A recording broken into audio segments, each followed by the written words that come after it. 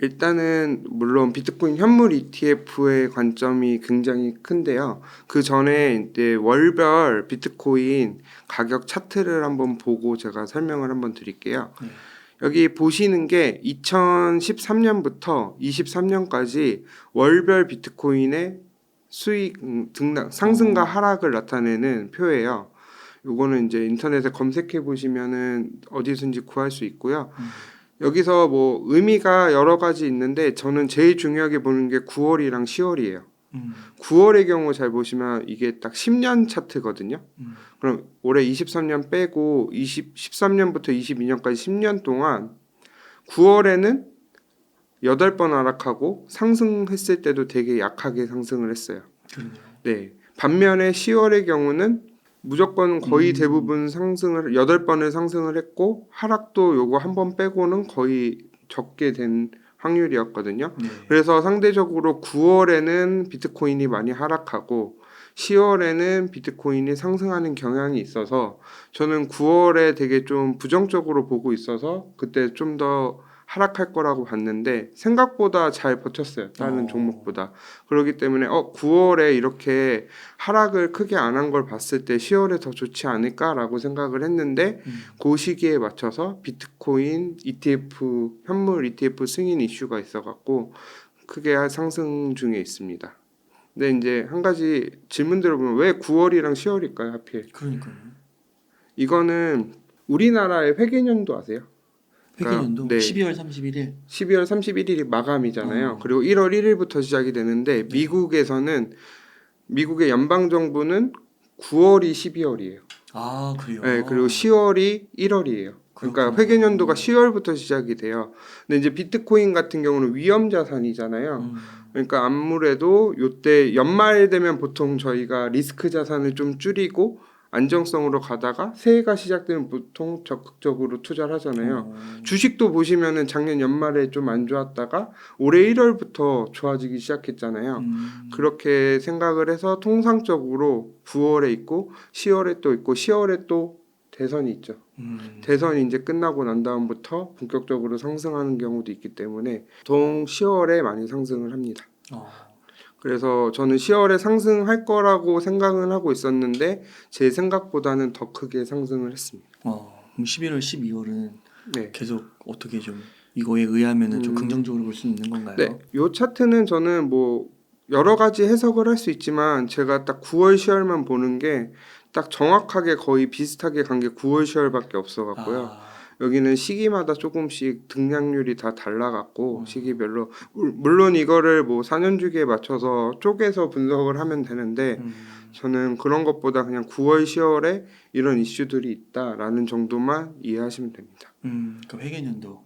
네, 회계연도 이슈가 있고 대선 이슈도 있고 내년에 특히 10월에 또 대선 있잖아요, 미국에. 네, 그거 관련해서 생각하시면 10월에 항상 좋았다 분위기가. 네. 그런 큰 이슈들이 9월, 10월에 몰려 있는 네, 거군요. 맞습니다. 네, 그러면은 비트코인 현물 ETF와 관련해서는 네. 그 한번 뭐 뉴스에 네. 또 취소됐다는 얘기도 있고 뭐 DC인가요? 네. 그게 또 생겼다가 사라지기도 하고 막 그랬는데 어떻게 앞으로 통과될 거라고는 보시는 건가요? 일단 이슈 사항을 한번 정리해 보면 10월 16일 저녁이었어요. 제가 이제 한참 이제 퇴근하고 와서 운동하고 와서 이렇게 시장을 보고 있는데 그 제가 코인리스라는 뉴스 암호화폐 뉴스를 이렇게 해주는 데가 있는데 알람이 이렇게 뜨더라고요. 네. 블랙록 현물 ETF 승인 이렇게 딱 뜨더라고요. 그래갖고 뭐지 해서 딱 차트를 보는데 순식간에 10%가 상승을 한 거예요. 그 단기간에. 그러더니 진짜로 됐나? 이러고 있는데 점점 이게 근데 만약에 승인이 됐으면 더 상승해야 되는데 어느 순간 딱 멈춰갖고 조금씩 하락하고 이제 이거에 대한 후속 기사들이 안 나오는 거예요. 그러면서 이거는 가짜 뉴스일 확률도 있겠구나라는 생각이 들었는데 1시간도 안 돼서 상승했던 거를 다 반납하고 오히려 더 하락을 했었어요. 진짜 그게 10% 갔다가 10% 다 빠졌어요. 그게 1시간도 안 돼서 벌어진 일이에요. 야, 진짜 그렇게 되는구나 기사. 근데 그렇게 됐는데 그 이후에 하락할 줄 알았는데 오히려 점점점 상승을 하더니 현물 ETF가 사실상 승인된 거 아니냐라는 라는 이야기가 나오면서 엄청 폭등을 하기 시작했죠. 이게 그 엄청난 이슈긴 한가 보네요. 왜냐하면 비트코인 현물 ETF가 중요한 거는 미국에서 최초로 현물 ETF가 승인이 되는 거예요. 네. 그러면은 예를 들면 최초라는 게 중요해요. 처음으로 승인이 되고 그렇게 되면은 기관들이나 부자들, 그러니까 좀 여유 있어 부정적으로 보셨던 분들도 ETF면 한번 사볼 만하지 않을까라는 게 좀 있을 것 같아요. 왜냐하면 지금 거래소를 직접적으로 이용하는 건 우리나라의 경우는 쉬운데 해외에서도 이렇게 많이 관심이 없으세요, 생각보다. 근데 이제 ETF면 저희가 증권회사나 이런 데 상장된 거니까 쉽게 구입을 할 수 있잖아요. 접근성도 크고 맞아요. 그리고 이미 비트코인이 제도권으로 본격적으로 편입됐다는 신호기 때문에 아마 더 큰 기대가 많은 기대를 갖고 있고 제가 생각했던 것보다 더 큰 기대를 갖고 있는 것 같아요. 그러니까 저희 그 하나 공부하는 모임에서 보니까 진짜 그 코인을 어떻게 사야 되는지도 모르시는 분들도 계시더라고요. 그렇죠. 네. 그러니까 뭐 삼성증권에서 사는 거냐, 네. 뭐 NH에서 사는 거냐 그런데 그게 아니잖아요. 네. 또 업비트에서 하려면 또 그거에 대한 계좌는 또 따로 그쵸. 있고. 그 연동을 하는 게 초반에 이제 뭐 젊으신 분들은 상관이 없는데 좀 약간 그게 어려워하시는 분들한테는 어떻게 보면 좀 처음 진입 장벽이 있을 수 있는데 제가 만약에 주식을 하고 있으면 네. 증권회사 주식 상장에 ETF가 딱 바로 뜨면은 있는 거지. 그거 사면은 너무 편리해지잖아요. 그런 이슈가 있기 때문에 되게 긍정적이고 그리고 또 하나는 약간 돈 많은 전통 이제 기관들이라고 하죠. 예를 들어 뭐 우리나라 국민연금에서 예를 들어 비트코인을 현물을 직접적으로 매수할 수는 없는데 ETF가 되면은 조금은 사볼 수는 있을 거 아니에요. 또 그 개념이 다르기 때문에 제도권에 일단 편입되고 많은 이제 기관들이 들어올 거라고 생각이 되기 때문에 긍정적으로 작용하고 있습니다. 그러니까 더 큰 수요가 창출되는 거기 때문에 네. 올라갈 확률이 높다. 그러면은 뭐 거의 통과됐다고는 보시는 건가요? 지금 당장 승인은 좀 어려울 것 같고요. 저는 항상 한 3월쯤 생각했는데 빠르면 1월에서 3월 생각하고 있고요. 거의 한 90% 이상 되지 않을까? 근데 만약에 안 될 경우도 생각을 한번 해보셔야 돼요. 안 되면은 좀 엄청나게 큰 하락이 있는데 그때는 오히려 저희한테 엄청 큰 기회라고 생각을 하고 적극적으로 매수해야 된다고 생각해요. 왜냐하면 결국에는 승인이 될 거거든요. 결국은 되나요? 네, 결국엔 되는데 뭐 음모론일 수도 있는데 마지막으로 한번 네. 흔들고 가려고 하는 이유일 수도 있기 때문에 무조건 승인은 됐는데 오히려 하락을 하면은 무서워할 게 아니라 더 사자. 그때 사야 될 충분한 기회고 이미 좀 되게 못 사서 아쉬워하시는 분들이 그런 기회가 오면은 안 올 가능성이 높지만 그런 있으면 무조건 잡아야 된다고 생각합니다. 90%의 높은 확률로 내년 3월 안에 3월쯤 네. 그렇게 하죠. 1월에서 3월 사이. 그러면 지금도 비트코인이 네. 스물스물 오르고 있고 네. 또 올해 그 YTD 1월 1일 네. 기준으로 보니까 다른 자산을 압도하더라고요. 네. 그러니까 엄청난데 그럼 만약에 또 이렇게 내년에 만약에 ETF가 통과되고 네. 그러면 진짜 얼마까지 이렇게 오를 거라 보세요? 저는 그때도 말씀드렸는데 1억에서 3억 사이까지 본다고 했던 이유가 네. 이런 4년 주기 사이클도 물론 있지만 이런 현물 ETF 들어오면은 기관들이 들어오면 오히려 더 크게 상승을 이끌 수가 있죠. 하지만 누누이 강조하지만 그런 상승 뒤에는 더 큰 하락이 있기 때문에 그거는 이제 상승장 가서 또 조심해야 될 부분은 따로 말씀드리도록 하겠습니다. 네. 그러면은 앞으로의 어떻게 그 1억 3억으로 가게 될지 그런 흐름들 네네. 전망 한번 해주시면 좋겠습니다. 여기 지금 차트를 하나 제가 준비해왔어요. 예전에 4년 주기 사이클을 가지고 제가 봄, 여름, 가을, 겨울로 농사 짓는 거에 비유해서 제가 비트코인을 분석을 했거든요. 요거는 제가 그냥 스스로 만든 거기 때문에 이거는 정확하지가 않고 지금 세 번째 사이클로 제가 임의로 설정한 거기 때문에 참고용으로만 봐주시고 근데 딱 주기가 딱딱 맞아 떨어져서 네.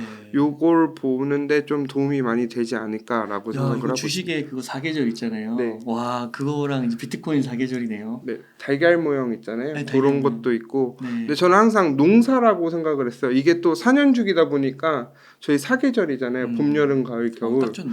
그래서 딱 그게 이미지가 맞고 저는 요대로 하면은 큰 위험이 없을 것 같아서 제가 지금 여기서 보시면은 지금 2014년 기준으로 제가 했어요. 네. 14년 기준 이후로 한 이유가 그 전에도 물론 비트코인이 있긴 하지만 요 사이클을 분석하기 위해서 저는 지금 세 번째 사이클이라고 생각을 하거든요. 큰 흐름에서. 그렇기 때문에 2014년부터 전번 2017년 말까지를 첫 번째 사이클, 그다음에 2018년부터 재작년 21년 11월까지를 두 번째 사이클, 22년부터 이제 앞으로의 사이클을 세 번째 사이클이라고 이제 보면서 하고 있거든요. 요걸 이제 4년 주기로 이제 제가 잘라서 만든 거고요. 일단은 봄, 여름, 가을이라고 생각을 하는데 저는 항상 겨울부터 시작을 했어요. 왜냐면 저희가 보통 투자를 할 때 거의 고점에서 처음 투자를 많이 하시잖아요. 이슈가 많이 됐을 때. 맞아요. 그러면은 요 상승 끝자락에 항상 투자를 하시거든요. 아, 그래서 보통 겨울을 맞게 되죠. 얼마 지나지 않아서. 너무 그래서 겨울부터 시작을 했고 이렇게 분석을 하는 게 좀 더 저희한테 유리하지 않을까. 왜냐하면 저희는 다음 겨울 오기 전에 어떻게 대비를 할지도 생각을 해야 되니까 네. 제가 겨울부터 봄, 여름, 가을로 이렇게 나눠서 설명하고 있습니다. 자, 하나씩 보시면요. 겨울은 비트코인이 최고점을 찍고 알트가 엄청나게 상승하고 난 이후에 폭락이 시작할 때부터 약 1년 정도예요. 비트코인 최저점 찍을 때. 보통 한 12개월에서 13개월 정도 걸리거든요. 근데 이번에도 여지없이 딱 12개월 정도 걸렸어요. 이렇게 최저점까지 부근을 겨울이고 요때는 투자를 안 해야 되죠. 그래서 제가 항상 맨 처음에 웅달책방 나왔을 때도 좀 부정적으로 보고 있다라고 말씀드렸던 이유도 요 겨울 부분에 해당되기 때문에 이때는 최대한 참고 기다리는데 문제는 최저점이 언젠지를 몰라요. 거의 겨울이 끝나갈 때쯤. 그때부터 분할로 사기 시작을 해야 되고 실제로 저는 요 겨울 끝자락부터 조금씩 사기 시작했습니다. 그리고 봄은 요 상승장 하락장 맨 끝에 비트코인 최저점을 기록하고 다음 비트코인 반감기가 있을 때까지를 봄이라고 했어요.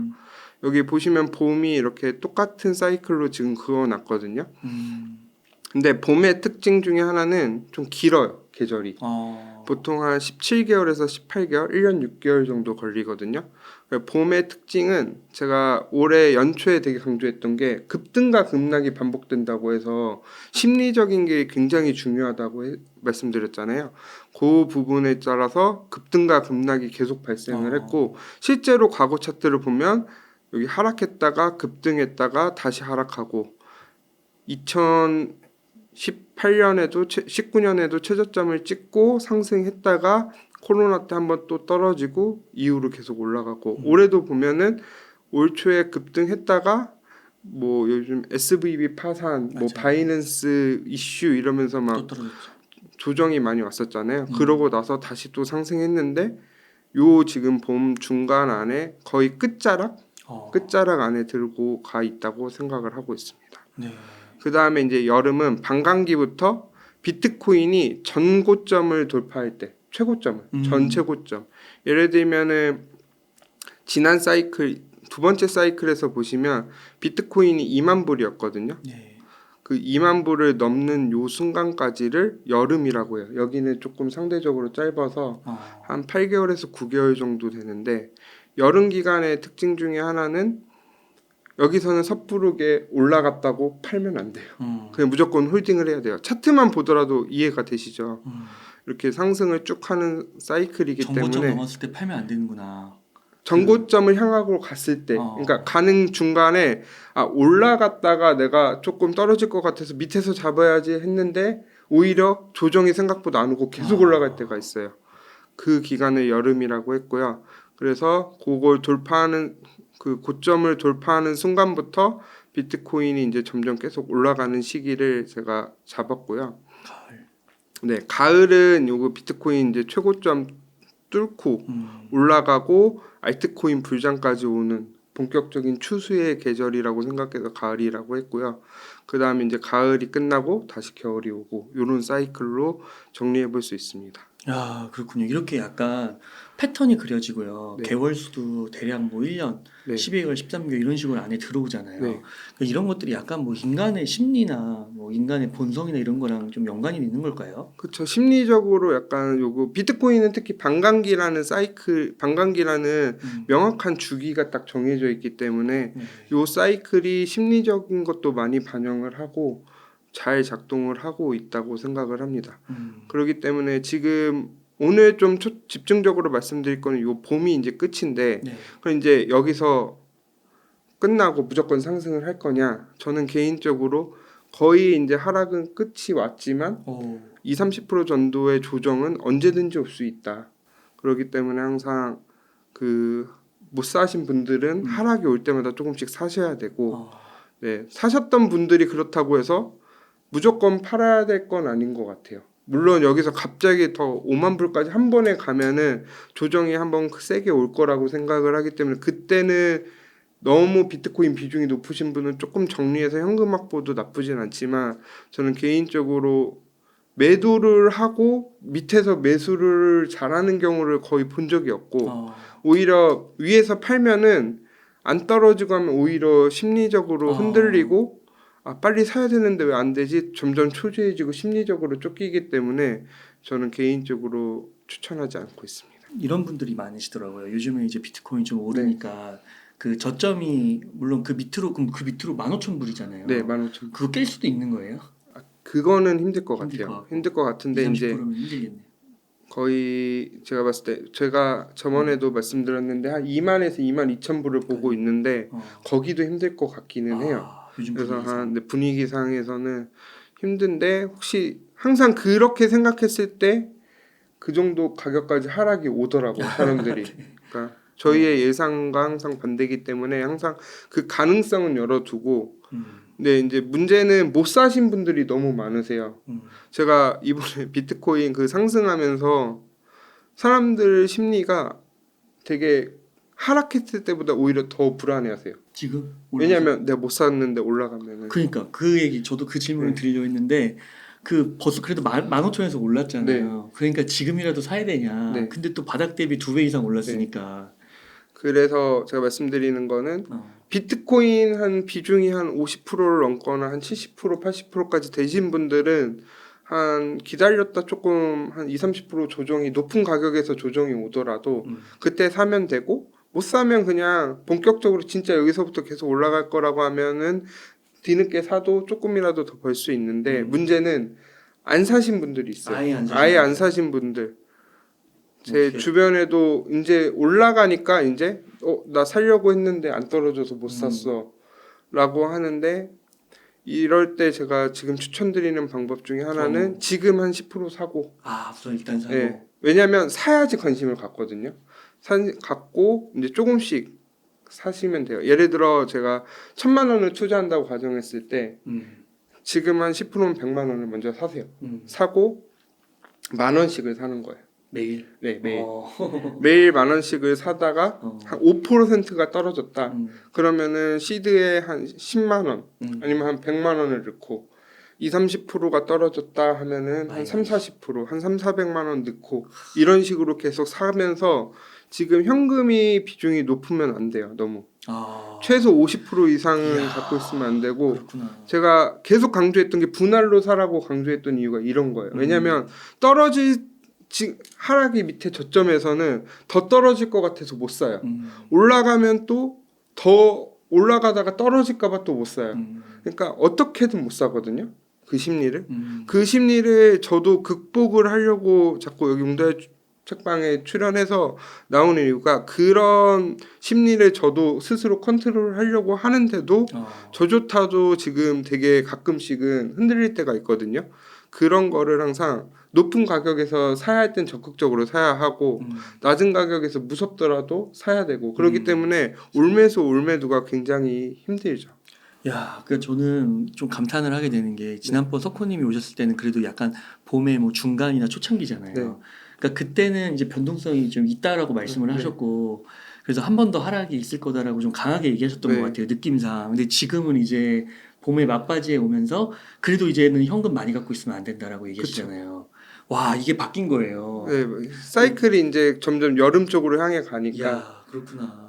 그러니까 꽃샘추위가 한 번 남았는데 봄에 그 꽃샘추위만 넘어가면 이제 여름이 오는 거죠. 그러니까 지금 현금 너무 많이 갖고 있으면 안 되는 거지. 그래서 제가 항상 말씀드렸던 게 50% 이상은 무조건 갖고 있다고 얘기한 이유가 만약에 지금 못 사신 분들은 굉장히 힘들어하거든요. 제가 그 경험을 너무 많이 해봤기 때문에 지난 사이클에서 그런 걸 후회하지 않으려고 지금 되게 노력을 많이 하고 있고 때에 따라서는 조금 가격이 높더라도 살 때는 적극적으로 사고 그리고 이렇게 자꾸 못 사는 거에 대한 공포가 뭐냐면 욕심이 너무 커서 그런 거예요. 생각해보세요. 예를 들어 1억을 간다고 하면 지금 한 5천만 원도 안 돼요. 네. 그럼 1억 가면 2배잖아요. 그렇죠. 2배면은 나쁘지 않은 수익률인데 1년도 안 돼서 2배가 되면은 그러네. 욕심쟁이. 주식으로 물론 개별 종목은 있지만 그런 주식 어떤 전체적으로 제일 안정적으로 2배 수익을 가져줄 수 있는 자산이 몇 개 없는데 물론 비트코인이 암호화폐 하시는 분들은 2배 수익률 갖고 하면은 거의 그렇죠. 거의 한 10배 정도는 돼야지 어느 정도 수익률 아니냐라고 얘기를 하시는데 그런 욕심을 좀 버리시면은 2~3배 수익률은 지금도 충분히 나오거든요. 야. 그렇기 때문에 그렇게 생각을 갖고 계셔야 되고 그리고 또 하나는 내가 이 저점에서 못 샀으면은 뭐 지금 처음 보시는 분들은 상관이 없는데 내가 과거에 한 15,000불, 20,000불일 때 못 샀던 분들이 지금 와서 후회를 한다? 그럼 다시 20,000불 가면 또 살 수 있을지도 생각을 해보셔야 돼요. 못 사요 그때 가면. 네. 그렇기 때문에 항상 매수하는 습관, 그 공포감을 이겨내고 사는 습관을 가지시는 게 굉장히 중요하고 그리고 이미 못 샀으면은 그때 내가 욕심을 부렸구나라는 거를 인정을 해야지 내가 조금 수익률이 낮더라도 좀 더 적극적으로 사야 되겠다라는 생각을 갖고 계셔야 된다고 생각합니다. 지금 이제 35,000불이 넘었으니까 15,000에서요. 한 34,000불 중반 정도 돼요. 34,000 정도 됐으니까 이제 거기서 한 30% 만약에 빠진다고 하면 그건 염두에 두라고 하셨잖아요. 네. 그러면 근데 이제 뭐 저점 15,000 깨는 거는 가능성이 매우 희박하고 네. 그럼 30% 정도 빠지면 한 아까 말씀하신 대로 20,000에서 22,000 정도 되겠네요. 한 25,000? 그 정도. 왜냐하면 25,000을 좀 잘 보는 게 이번에도 하락했을 때 24,000에서 5,000까지 떨어지고 올라갔거든요. 그러면은 거기를 좀 강력하게 좀 지지하지 않을까라고 생각을 하고 일단은 저는 한 32,000, 1000부터는 사시기 시작해야 된다고 생각해요. 늦어도 사야 된다. 네, 왜냐면 조금씩 그러니까 그때 한 번에 다 사시라는 게 아니라 그렇죠, 그때 아까 이제 10%, 말씀해 20%씩 이렇게 비중을 늘려나가고 음. 밑에서 계속 산다는 느낌으로 하고 반대로 25,000불 갔다가 더 떨어질 것 같았는데 다시 26,000, 27,000 간다. 그러면은 오히려 올라갈 때 조금씩 사는 거예요. 야. 근데 그게 되게 용기가 엄청 필요하거든요. 근데 그거를 심리적으로 되게 잘 극복하셔야 됩니다. 그 기본적으로 이제 지금은 네. 사야 되는 사야 그걸 되는 항상 머릿속에 염두에 두면서 빠지면 산다. 빠지면 산다라는 생각으로. 근데 이제 너무 빨리 사려고 하시면 안 되고, 그러니까 빠지면 산다라고 하는데 이제 빠지는 기준이 뭐냐 하면 비트코인이 한 최소 3%에서 5% 정도 빠질 때가 있어요. 그때는 좀 더 적극적으로 좀씩 늘리시고. 아마 근데 지금 단기간에 좀 급등을 했는데 조금 하락할 가능성도 아직 남아 있는데 지금 또 올라갈 수도 있거든요, 반대로. 그렇기 때문에 지금 일단 뭐 사야 방향성을 딱 정해놓고 사는 게 아니라 내가 상황에 따라서 어떻게 대응을 할지 여기서 올라가면 나는 어떻게 살 거고 떨어지면 어떻게 살 건지에 대해서 한번 스스로 생각을 해서 본인의 기준을 딱 정해야 된다고 지금 생각을 해요. 정해야지. 그러니까 네. 그 순간에 되면 또 감정이 흔들리니까. 네, 그러니까 일단 지금 없는 분들은 10%는 담가라. 네, 그게 인상 깊네요. 사야 돼요. 사야지 관심 있어요. 10% 있다가 조금 있다 사야지 하면은 어느 순간 보면은 그 못 사고 지나가는 경우가 많고 만약 그것도 부담되시면 그냥 10,000원씩 사시는 거예요. 예를 들어 아까 1,000,000원 10% 먼저 사고 시작하는 게 아니라 그냥 뭐 10,000원 아니면 5,000원 뭐 10만 원 이런 식으로 본인의 그 투자 금액이 있잖아요. 그거의 비중에 맞춰서 조금씩 사서 하락을 할 때 비중을 늘려가는 느낌. 사시면 됩니다. 그러면 만약에요, 소코님 이게 가다가 이제 여름에 이제 진입을 한 거예요. 네. 그런 느낌이 왔어. 네. 그럼 그때부터는 안 사나요? 그때 계속 사야죠. 그때도 계속 사요? 저 같은 경우는 이제 어. 돈이 생기면 그때도 늦게라도 사는 거예요. 그때는. 아, 나머지 제가 지금 한 70% 정도 투자돼 있는데 30%를 만약 이번에 못 사면 여름에 들어갔으면 그때 사야 되는 거예요. 사야 자기가 되는 확신이 들었다고 생각을 하면. 어. 그리고 솔직히 말씀드리면 여기 최고점 있잖아요. 69,000달러. 여기 돌파하고 사도 수익률은 그래도 못해도 한 3-40%는 나지 않을까요? 네. 네. 그게 제일 안정적이죠, 무조건. 그렇죠. 네. 왜냐면 그동안 위에 이제 더 이상 저항선이 없으니까. 매수 물량을 뚫은 네. 거니까 그것도 주식에서도 많이 얘기하시거든요. 네. 그 트레이딩 하시는 분들이 저점에서 계속 떨어질 공포 때문에 못 사시는 분들은 네. 아예 그냥 그 시기 다 넘겨버리고 정고점 돌파할 때 들어가라고. 근데 이제 그렇게 되면 수익률이 낮으니까. 낮으니까. 네. 그러니까 이거를 음. 본인들의 기준이 딱 있어야 돼요. 그러니까 근데 이거를 자꾸 누구랑 비교해서 그런 거예요. 얘는 20,000달러에서 샀는데 그렇죠. 나는 60,000달러에서 샀어. 맞아요. 그 심리가 나중에 알트장 갔을 때가 문제돼요. 왜냐면 저는 이미 10배를 먹었어요. 예를 들어. 근데 난 지금 들어갔어. 알트코인이 이미 올라갔고 10배가 됐어요. 근데 그때 샀어. 나도 10배 먹어야 돼. 근데 이미 10배 오른 상태에서 또다시 10배 오를까요? 어렵죠. 어렵죠. 그때는 이제 짧게 나와야 되는데 사람의 욕심이 또 끝이 없다 보니까 계속 욕심을 부리고 실수를 하다가 그때 무너지는 거거든요. 겨울을 맞이하는 거죠. 네. 그렇기 때문에 지금은 사이클이 그래도 천천히 움직이잖아요. 나중에 그 상승장을 가서 알트코인들 올라가기 시작하면은 그 사이클이 진짜 하루만 해도 되거든요. 그렇게 되면은 그때는 정말 한번 실수를 하면은 거의 아무것도 못해 그 다음부터. 그렇기 때문에 지금 조금씩 움직이는 거 연습 삼아서 내가 지금 비트코인 투자도 중요하지만 다음 사이클도 생각을 하면서 그런 마인드 컨트롤 연습한다라고 생각하시면서 투자하는 게 좋을 것 같습니다. 그러니까 지금 소코님 말씀 들으면서 와, 좀 점점 더 네. 이제 상승으로 가는 거고 그다음에 점점 더 긴박감이나 긴장감, 긍정적인 긴박감이죠. 그런 게 느껴지는 것 같아요. 솔직히 근데 저는 큰 관심이 없어갖고 요즘에 차트도 그냥 하루에 한 번 볼까 말까 그냥 시세 확인하는 정도. 그러면은 네. 최소 1억은 간다고 보시는 거죠? 1억은 당연히 가지 않을까요? 그럼 지금 뭐 1억 왜냐면 여기서 2배 가면 1억이잖아요. 그러네요, 2배. 근데 지금 비트코인 ETF 현물 승인 된다고 하면은 바로 1억 갈 수도 있을 것 같은데. 그렇구나. 근데 물론 그렇게 급격하게 가면은 조정이 커요. 그리고 상승장 제가 여름 때도 또 말씀드릴 건데 여름 때 급격하게 올라갈 때 20-30%씩 빠질 때가 있거든요.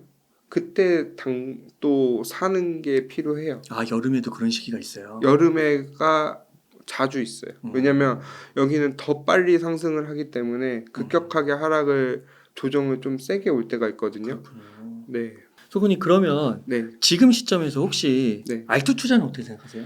저는 알트는 안 된다고 지금은 생각해요. 안 돼요. 그러니까 제가 본인이 정말 믿는 알트코인이 있다면 예를 들어 제가 1억을 투자하고 있으면 한 100에서 300만 원 정도를 한두 종목까지는 제가 추천을 드려요.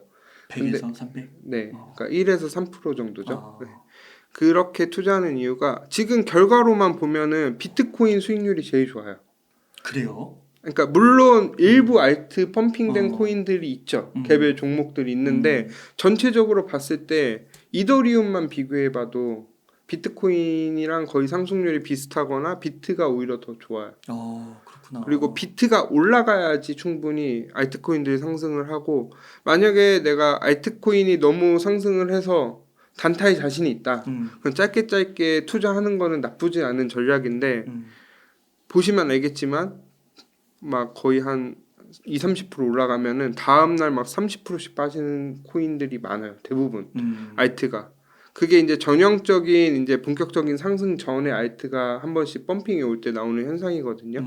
그렇기 때문에 알트코인은 웬만하면은 추천 안 하고 지금 비트 모아가고 비트로 이득 난 걸 가지고 알트를 하면은 좀 마음이 편한데 나중에 제 순수한 돈을 가지고 알트코인을 투자했을 때 저 같은 경우는 그걸 버티기는 되게 힘들 것 같아서 알트코인은 좀 되게 부정적으로 보고 있습니다. 또 석훈님이 또 유경험자니까 유경험자. 그리고 네. 지금 상패가 뭐가 될지 몰라요.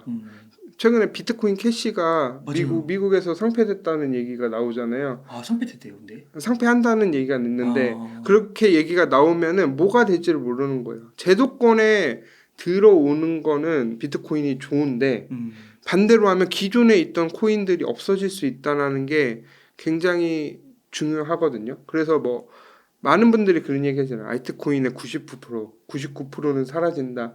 그 얘기가 제도권에 들어오면 다시 정비를 해서 나가야 되는데 새로운 코인들이 나오겠지. 기존에 있던 코인들을 맞아요. 쓸까요? 그리고 실질적으로 그 코인들이 쓰이는 데가 없잖아요. 그렇기 때문에 저는 알트코인을 비추를 하는데 살아남으면 무조건 더 큰 수익률을 주겠지만 그거를 저는 찾기는 매우 힘들다 개인들이. 사실 비트코인 투자도 힘든데. 그렇죠. 그렇구나. 그러니까 진짜 그 EDM인가 어떤 마켓에서 비트코인 캐시가 갑자기 사라졌대요. 네네 맞아요. 거래가. 그런 일도 있구나. 비트코인 캐시 또 처음에 그거 그 비트코인 뭐 ETF 뭐 출시 뭐 한다 하면서 그 비트코인 캐시 엄청 올라갔던 걸 제가 기억을 하거든요. 비트코인 ETF는 이제 채굴이라서 네. 같이 이제 수혜를 받으면서 많이 상승을 했었죠. 그러니까 비트코인보다 그 순간에는 훨씬 많이 오르더라고요. 근데 사실 진짜 말씀하신 대로 그냥 쑥 빠지고 네. 그리고 지금 또 거래소에서 사라지고. 그러니까 비트코인이 이제 되면서 채굴 코인은 안전하네라고 하는 상태에서 그럼 비트코인 캐시도 괜찮지 않을까 해서 올라갔는데 갑자기 막 상장 폐지 이슈도 맞아요. 나오고 여러 가지 이슈들이 나오니까 안심할 수가 없어요. 그러네요. 그러면 그 아까 이제 매수법 얘기해 주시면서 제가 또 얼핏 기억난 게 뉴스에서 보니까 그 마이크로 스트래티지 네. 그 마이클 세일러 CEO 네. 와 그분은 올라가도 계속 사더라고요. 그런 식으로 해야 돼요. 원래는. 그러니까 그 떨어져도 계속 사고. 네. 그러니까 사실 그분이 제가 좀 존경스러웠던 게 평단가가 이제 플러스로 돌아선 게 네. 그 전 세계에서 가장 많은 비트코인을 보유한 기업이잖아요. 그렇죠. 네. 근데 평단가가 플러스로 돌아선 게 몇 달 안 됐더라고요. 네. 그래서 막 사람들이 놀릴 때 보니까 조롱하죠. 되게 사면은 엄청. 떨어진다고 네. 세일러가 사면. 근데 결국에 이런 일이 벌어진 거예요. 그러니까 저는 솔직히 마이크로 스트레치지를 별로 안 좋아해요. 그 CEO나 이런 거 하는 걸 안 좋아하는데 그 투자 방식이 저희가 해야 되는 방식인 거예요. 적립식으로 계속 그냥 사서 모아가는 거예요. 팔 때는 내가 필요할 때 팔고. 그래서 저는 물론 그런 식으로 장기적으로 버틸 수 있는 힘이 있어야 되는 거죠. 네. 그러니까 어마어마하게 모아놓으니까 플러스로 돌아서는 순간 수익이 어마어마하더라고요. 근데 생각을 해보시면은 되게 지금 결과론적으로 잘 됐으니까 그렇지만 하락하고 왔을 때 그 물론 개인의 조롱도 있지만 그 회사에 대한 주주들이나 그렇죠. 그 이사들한테 엄청난 압박을 그렇죠. 받은 거를 다 극복을 해낸 거잖아요. 엄청난 거죠. 그런 자세가 필요하다고 생각해요. 저희 투자자들한테. 그러면은 그 지금 비트코인 투자 좀 놓치신 분들 네. 뭐 이런 마이크로 스트레이티지나 아니면 뭐 코인베이스는 주가가 많이 떨어졌더라고요. 그리고 네. 또 뭐 테슬라도 갖고 있잖아요. 근데 테슬라도 많이 떨어져 있잖아요, 지금. 네네. 요런 기업을 사는 건 어떻게 생각하세요? 일단 마이크로 스트래티지랑 테슬라, 뭐 미국 채굴 기업은 비추해요. 왜요? 왜냐면 채굴 기업 같은 경우는 물론 비트코인 올라가면 올라갈 확률이 높지만 이게 등락률이 엄청 커요. 거의 알트코인 수준이거든요. 그렇구나. 그러니까 좀 안 사시는 걸 좀 추천드리고 테슬라 같은 경우는 비트코인을 보유를 하고 있지만 테슬라의 본질은 비트코인이 아니에요. 물론 비트코인이 올라가서 재무제표가 개선되면 좋은 흐름을 줄 수는 있지만 그렇다고 해서 비트코인 때문에 테슬라를 산다?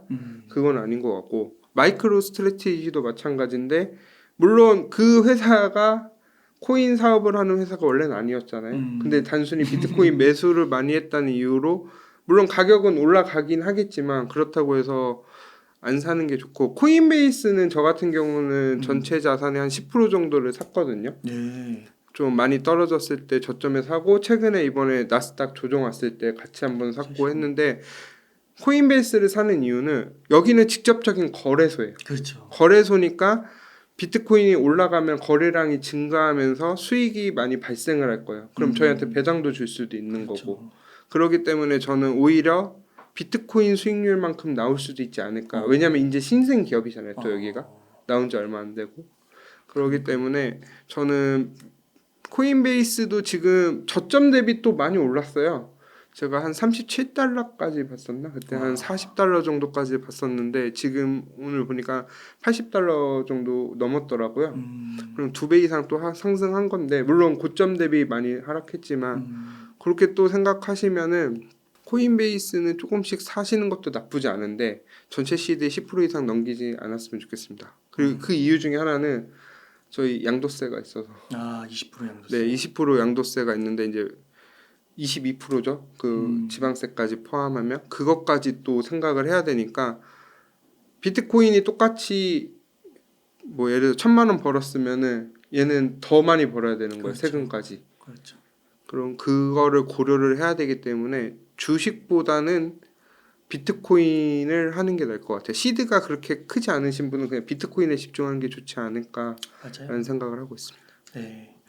또 그 한편으로는 네, 그 비트코인을 진짜 막 일생일대의 기회로 막 여겨가지고 인생 역전의 기회. 네, 그래서 진짜 막 비트코인을 어마어마하게 매수하시는 거예요. 네, 네. 그래서 그리고 또 비트코인 같은 것이 앞으로는 다시는 탄생하지 않을 것이다. 막 그렇게까지 이제 의미 부여를 하시는 분들이 있는데 이런 생각은 좀 어떻게 생각하세요? 일단 요거는 제가 다음에 좀 더 자세하게 말씀을 드릴 건데 비트코인 같은 경우는 물론 일생일대에 저도 기회라고 생각을 했기 때문에 투자를 시작했고 그거에 대한 건 동의를 하는데 비트코인 같은 게 2번 다시 나오지 않을까에 대해서는 생각을 해봐야 될 거예요. 그러니까 비트코인 같은 새로운 유형의 자산이 탄생하기까지는 한 몇십 년이 걸릴 것 같고요. 저는 비트코인 이후에 그 진짜 알트코인들 중에서 진짜 제2의 구글 아마존 같은 게 나올 거라고 생각을 하기 때문에 다음 사이클에서는 아마 그런 걸 좀 더 집중적으로 찾지는 않을까. 하지만 이번에는 비트코인에 집중을 하셔야 돼요. 네, 석훈이 그 좋은 인사이트 많이 나눠주셔서 감사드리고 네. 그러면은 끝으로요. 네. 시청자님들께서 이것만은 좀 비트코인 이제 앞으로 투자하시면서 알았으면 좋겠다는 것들이 있으면 좀 강조해 주시면 좋겠습니다. 일단은 제가 올해 계속 강조했던 건 심리적인 거. 급등과 급락이 계속 발생하는데 심리적인 걸 정말 중요하게 여기는데 따지고 보면 올해 초에 되게 안 좋았다가 급등했어요. 급등했다가 갑자기 또 SVB 파산 내고 바이낸스 이슈 나오면서 또 급락했다가 또 상승하고 지금은 또 너무 관심이 많아요. 지금 무조건 제가 상승장일 때는 그 본격적인 상승이 돌입을 했을 때는 이게 좀 더 길게 가면서 엄청난 이제 상승을 이렇게 오는데 지금은 아직은 타이밍이 아니라고 생각을 하거든요. 그렇기 때문에 이렇게 관심 있을 때 항상 조정이 왔어요. 그렇기 때문에 너무 급하게 생각하지도 말고 너무 보수적으로 생각하지 말고 항상 중간 어디에선가 좀 본인들이 심리에 너무 치우치지 않고 투자하면서 하면은 결국엔 좋은 결과가 있을 거라고 생각을 하고 이제 저는 처음 여기 방송 운당체빵님에 나왔을 때 거의 한 2년 남았다, 3년 남았다 이렇게 얘기를 했는데 이제 1년 정도밖에 안 남았어요. 야. 네, 그렇게 그래. 생각을 하면은 앞으로 지금 이제 본격 투자가 비트코인에 향후 지금 한 두 달에서 한 늦으면 5달 정도가 비트코인의 상승률을 결정을 하거든요. 그렇기 때문에 본인들이 지금 잘 준비를 하셔서 상승장 가셨을 때 좋은 성과가 나기를 기원하겠습니다. 이게 되게 방송의 묘미 같아요. 네. 어떤 자산이 초창기 자산인 거죠. 네. 물론 이제 비트코인을 많이 아신 분들은 네, 오래됐다고 그쵸, 하겠지만 근데 그게 3년 전에, 네. 2년 전에, 1년 전에 이렇게 차례대로 하시면서 네. 확실히 그때랑 지금이랑은 느낌이 방송이 또 완전 다른 것 같아요. 왜냐면 여기 왔을 때도 기운이 다르잖아요. 약간 되게 맞아요. 아직 좀 힘들 것 같아요. 되게 부정적인 관점인데 긍정적인 관점으로 돌아선 거고. 하지만 석훈님의 포지션은 그러니까 네. 그 순간순간 단기적으로 조정은 있을지 모르지만 비트코인 자산에 대해서는 되게 굳건한 믿음이 네, 항상 그쵸. 있으신 그거는 믿음을 갖고 지금까지 온 거고. 거고 대단하신 거죠, 그게. 네, 저는 지금 한번 제가 그래도 오래 준비를 해왔으니까 이번에는 저의 목표는 딱 하나예요. 네. 작년 사이클과 여기 2번째 사이클과 똑같은 실수를 하지 말자. 그럼 수익률은 알아서 따라온다. 네. 라는 생각으로 항상 투자하고 있습니다. 네, 감사합니다. 그러면 오늘 인터뷰 한 요 정도에서 네. 마무리하도록 하겠습니다. 이렇게 해서 장석호 투자자님을 모시고 이야기를 나눠봤습니다. 긴 시간 동안 유익한 인사이트 많이 나눠주셔서 감사의 말씀드립니다. 오늘 고생 많으셨습니다. 네, 감사합니다.